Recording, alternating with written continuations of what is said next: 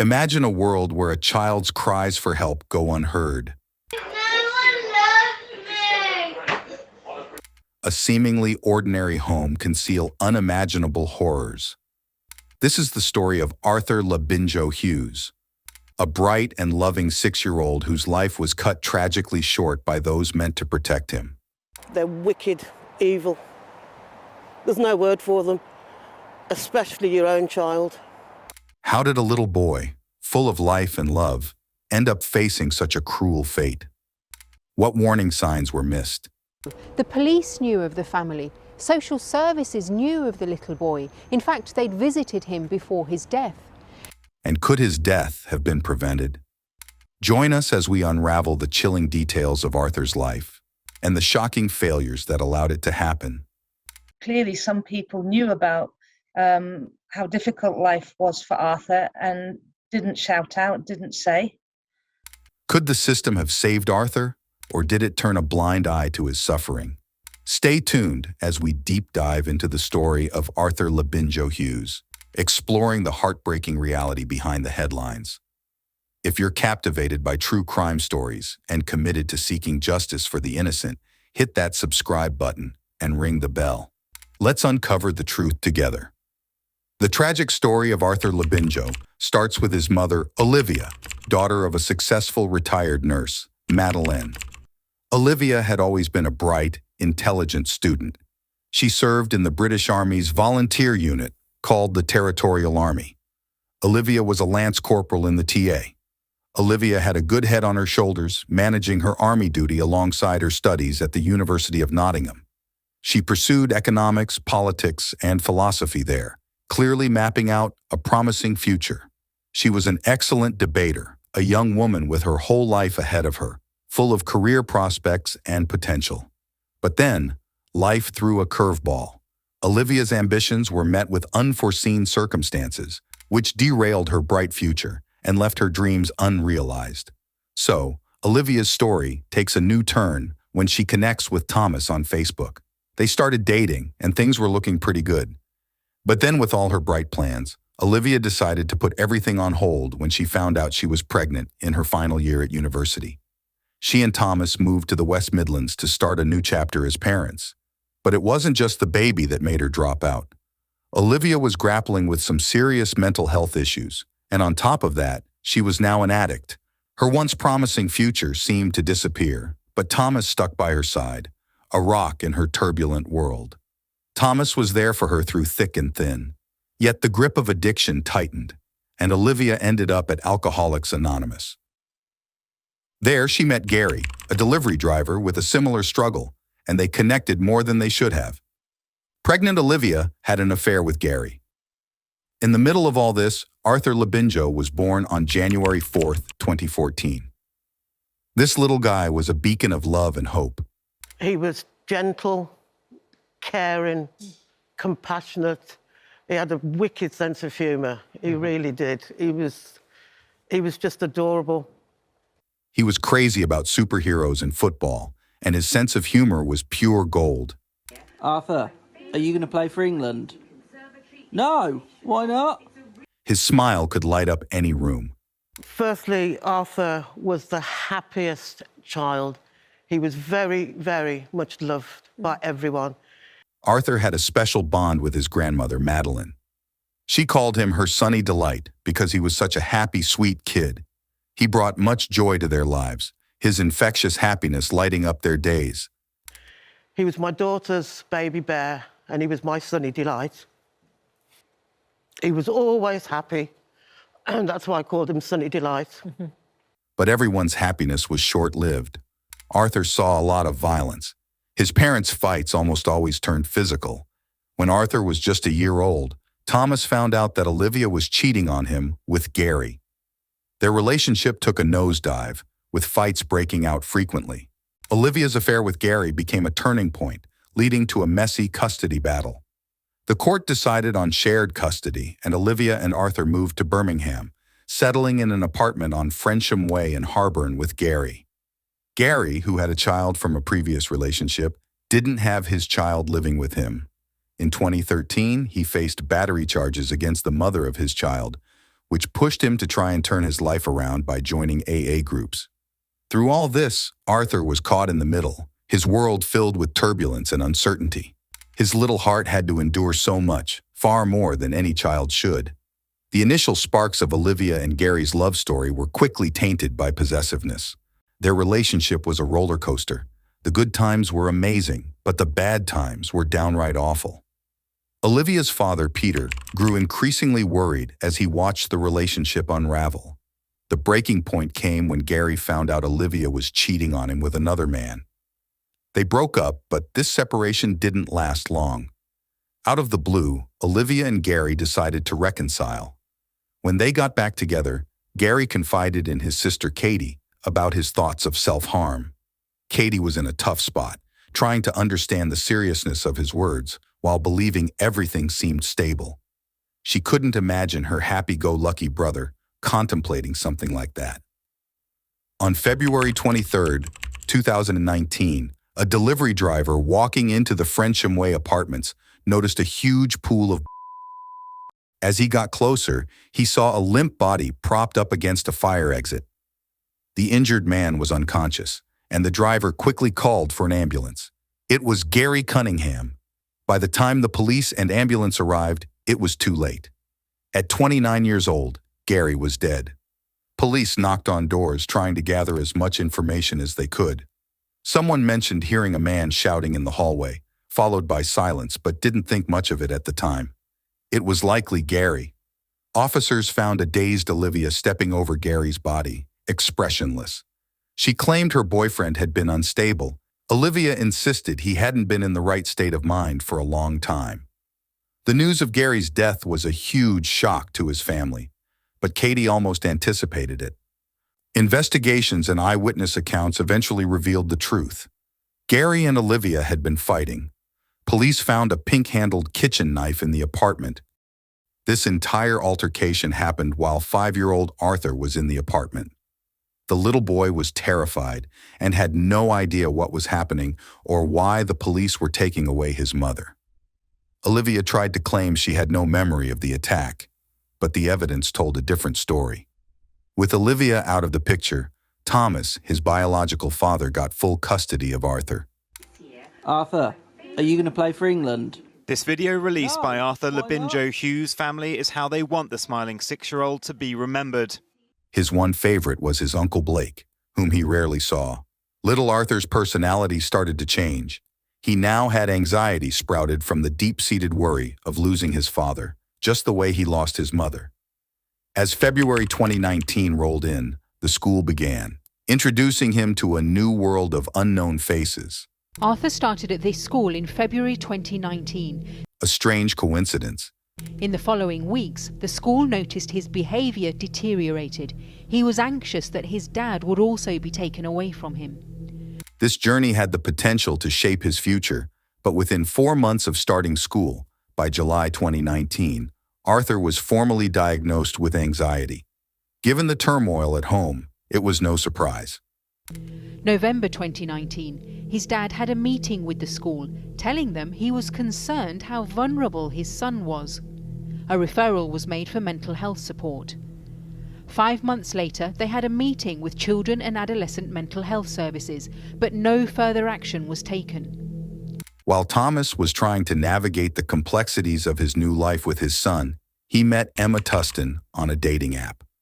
What Thomas didn't know was that Emma had a troubled past and was deemed mentally unstable to care for a child. 2 of her children were sent to live with their fathers. Despite their apparent connection, Emma felt uneasy around Arthur, seeing him as an obstacle to her bond with Thomas. Meanwhile, Olivia was facing murder charges in court. She claimed that Gary attacked her, but the court dismissed her claims. On September 10, 2019, Olivia was found guilty of in the Crown Court of Birmingham. The leniency of her 18-year sentence was due to her alcohol-related mental health issues. At 26, Olivia had lost too much to her addiction, including custody of her teddy bear, Arthur. Thomas, then 29, was given full custody of his son. The revelation of his mother's imprisonment shattered Arthur. He was developing a personality, as kids do. His favorite book was The Gruffalo, and he loved joking around. Around the time Thomas met Emma, Arthur had just returned to school after summer vacation, and his teachers were immediately concerned. Initially, Thomas told Arthur his mother had joined the army. But someone at school told him his mom was in prison, and social services advised that he be told the truth to avoid mistrust and confusion. Once Arthur knew, his behavior changed both at school and at home. Thomas thought he was acting up, but considering everything Arthur was going through, it was understandable. His mom was gone, his dad was seeing another woman, and the little guy was obviously stressed out. With his mother out of the picture, Arthur had to adjust to living with a father he barely knew. By October of that year, teachers noticed a visible change in Arthur. He hardly smiled and wasn't the same happy-go-lucky boy they had met back in February. The only significant changes since then were his acceptance of his mom being in prison and his dad's new girlfriend, Emma. Emma started spending weekends at Thomas's house, along with Tuesday nights, and they even had regular outings to a place called Wacky Warehouse on Wednesdays, with Arthur and Emma's two youngest children for playdates. But by October, Thomas confided in his mother, Joanna Hughes, that Arthur wasn't okay with Emma. He was very rude to her. Arthur's demeanor had noticeably changed by October 2019, with his mother Olivia in prison and his dad's relationship with Emma becoming more prominent. On October 21st, 2019, Arthur spent time with Madeleine. I saw him on the 21st of October, which is my birthday, and as I say, he's very happy-go-lucky. But his mood changed dramatically when Thomas picked him up. When Thomas told him Emma was in the car, Arthur could handle it. His dad came to pick him up, and Arthur said to his dad, "Is she in the car?" And his dad said yes, and Arthur started to cry. Arthur was supposed to see his mother next week. Just 2 days later, Thomas informed Madeleine that Arthur couldn't see her and wouldn't receive Olivia's letters. Of October, out of the blue, I received a WhatsApp message from his dad saying, "You've never seen him again. He's not seen his mother again. You know, he's not going to have any letters off his mother again." Emma's presence in Arthur's life increased, but issues arose with his behavior towards her. At school, Arthur suddenly became a different child altogether. What they didn't know was that Arthur was forbidden to see his grandmother, Madeleine Halcrow. She was his comfort zone, the only rock in his life since everything had changed. Madeleine never understood why this happened. Did you try to contact again? I went round, I kept emailing him, WhatsApping him, saying, you know, why? And he said, "I've got my reasons." Madeleine had no idea that was the last time she was with him. They cut off contact from everyone. Everyone. You know, and Arthur, you know, we loved him to bits. And as I say, we never saw him again. In November 2019, Thomas expressed concern to the school, feeling that his son needed help because of his changed behavior. Teachers, particularly the school's special educational needs coordinator Aileen Carabine, reported that Arthur was terrified of his dad abandoning him or being taken away like his mother. Meanwhile, Madeleine left presents for her grandson on the porch, hoping he would find them. Unfortunately, they never reached him because they were later found wrapped up and stored away at home. Emma and Thomas's relationship just didn't gel with Arthur, and when Thomas planned to move in with her, his mom wasn't having it. On January 1st, 2020, Thomas had a massive argument with his dad, Chris Hughes, who wasn't happy with how Arthur was being treated at home. Now, Arthur wasn't allowed to see his paternal grandparents or even his favorite Uncle Blake. He really missed his Nan, his mom's mother, Madeleine. He was a very lonely little guy. And Arthur started to cry, and he said, "Grandma, can I stay with you?" And he was due to see his mother the following week, and he was so excited to see, you know. In January 2020, right after Arthur's 6th birthday, Thomas took him to a doctor because he was worried about how attached Arthur was to his stuffed toys. But the doctor said playing with toys was totally normal. Arthur's teachers saw him as independent, not clingy. On March 4th, Arthur was in tears at school because his dad took away his favorite teddy. The teachers told Thomas to ease up on the discipline. Then, on March 22nd, Arthur tried to make breakfast for Emma for Mother's Day, but she shot him down, saying his behavior wasn't good enough. He said sorry, but it didn't seem to make a difference. He even confided in how much he missed his mommy, but it seemed like no one was listening. The UK lockdown kicked off the very next day, and Arthur and Thomas moved into Emma's place. He talked about it having been locked down when Arthur and his father had moved in with Emma Tustin in Solihull in quite a hurried fashion. It was a relatively new relationship. Later, Arthur met with a mental health practitioner who helped a bit, but he still had this fear of being abandoned. On April 14, 2020, Arthur got into a fight with Emma's son. This caused a clash between the two fathers. Thomas also got into a fight with Emma for her taking her ex's side. So he took Arthur to his mom, Joanna's house. Arthur told his uncle Blake everything about how Emma was treating him. When Joanna noticed on Arthur while changing his clothes, she urged Thomas to think twice about going back to Emma. Things took a darker turn for Arthur when Thomas and Emma patched things up while he was staying with his grandparents. Joanna and Chris Hughes told Madeleine that Arthur was being hurt. Madeleine, being a nurse, knew these weren't just accidents. In April 2020, she reported it all to social services. Her nursing experience gave her warning signs, and the most painful of all. The next day, a meeting was arranged with Jane Kavanagh from the Solihull Council to look into things. Kavanagh was shown a single faint that the couple claimed came from play fighting. A safety assessment was done, but it didn't raise any immediate red flags. A surprise visit might have shed more light on the situation, though. Arthur's uncle Blake reported the to the police, but there was no follow-up. Then, on April 20th, 2020, Joanna contacted Arthur's school to express her concerns, but the department brushed them off. Police didn't bother to call back or investigate further. They simply said there was no need since social services were already involved. Blake was even warned that he'd be arrested based on Thomas's complaint if he visited the house.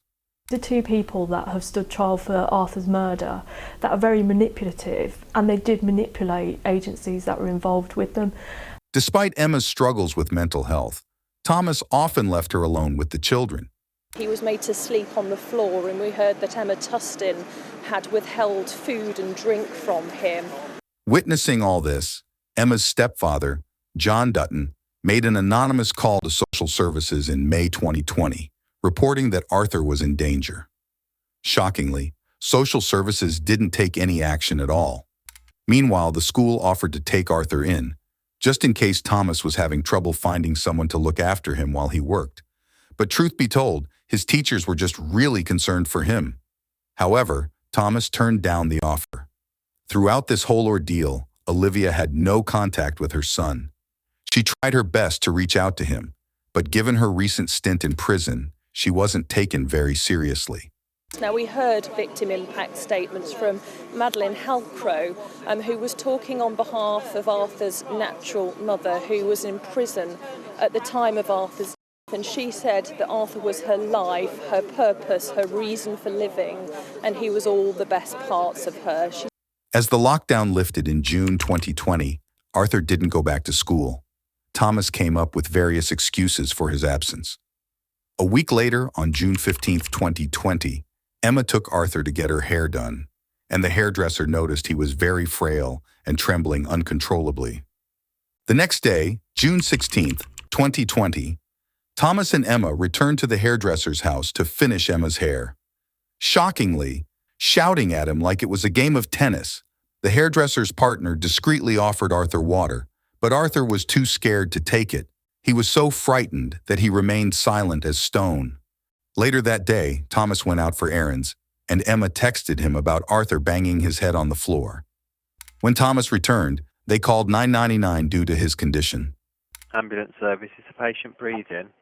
Barely. Okay, is he breathing right now, though, even if he's... Is he breathing, Tom? He keeps taking big dark breaths. Basically, my 6-year-old stepson is falling, he's banged his head. Okay. In body cam footage, Emma explained that Arthur had hurt her while she tried to prevent him from injuring himself.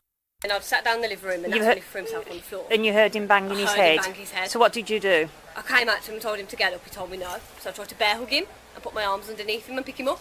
And he dropped. And as I picked him up, he hit me and he kicked me as I was trying to get him up. The odd thing is her insistence, her repetition. When nothing else works, his stepmother resorts to tears. Paramedics rushed Arthur to the hospital. Doctors reported the injuries to the police, leading to the arrest of Emma and Thomas on suspicion of harming Arthur. After over 7 months, Arthur's grandmother, Madeline, saw him in the ICU. Despite efforts, Arthur couldn't be saved, and his life support was switched off on June 17th. Olivia Halcrow was powerless and received devastating news in prison. There was nothing she could do. Imagine that. Emma and Thomas faced trial at Coventry Crown Court, where police uncovered significant evidence, including WhatsApp messages and videos. Shockingly, the couple had installed a camera in the living room, exposing Arthur's dire living conditions on a filthy duvet.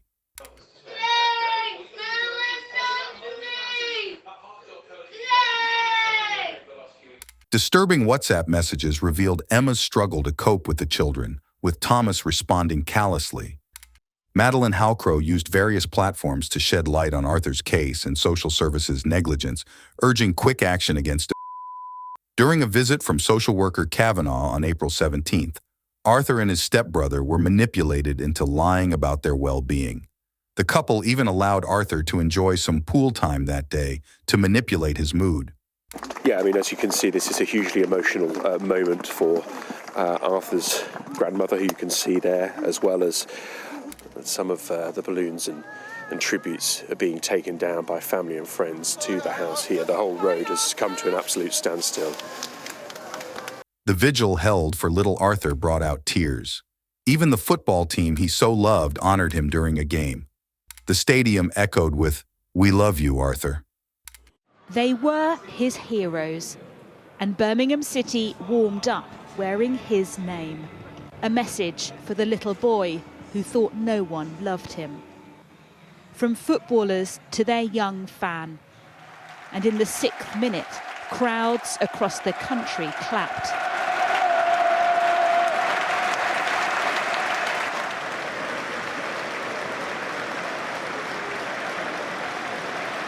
The child who seemed so invisible, remembered by thousands and thousands. In one heartbreaking recording, Arthur was heard crying. Permanently relegated to the living room floor, he often cried out for his Nan and his Uncle Blake. "Blake, no one loves me. Nobody is going to feed me." Over and over again. There was no one to hear his little cries. Emma Tustin was found guilty of in December 2021 and was given a life sentence with a minimum of 29 years behind bars. Thomas initially received a 21-year sentence, but on July 29th, it was extended to 24 years due to what was seen as too lenient. Yeah. And I believe God works in mysterious ways, and he took Arthur to stop his suffering. Now, for a child... After Arthur's tragic death, Olivia Halcrow pleaded with the court for an early release. Locked behind bars, she felt powerless, unable to confront her son's killers or express the profound loss she felt. In a tribute to Arthur, she expressed her desire to focus on celebrating his life and cherishing the memories of the beautiful little boy he was. Despite the incomparable details of his case, Olivia wanted people to know who Arthur truly was. So this is from my daughter, Olivia Labinjo-Hughes, Arthur's mom. Following the verdict of my son's trial, I'd like to take this opportunity to focus on the life Arthur lived and to celebrate the little beautiful boy I knew and loved deeply. The details of Arthur's case are harrowing and incomparable, but I want people to know who Arthur was, from his huge smile and personality to his gentle and caring nature. From the moment Arthur was born, he filled my life with joy. He was always smiling and had the most inquisitive little mind. In a subsequent trial aimed at reducing her sentence, Olivia was only granted a reduction to 11 years behind bars. Some argue that her sentencing has been harsher due to her gender.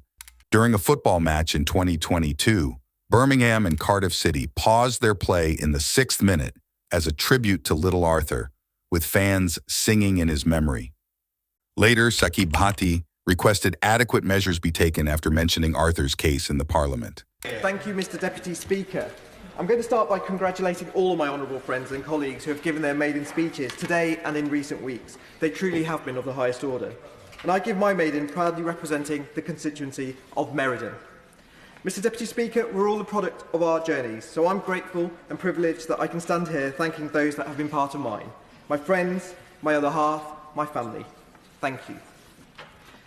My predecessor, Dame Caroline Spellman, was a mightily impressive colleague and friend to many in the House.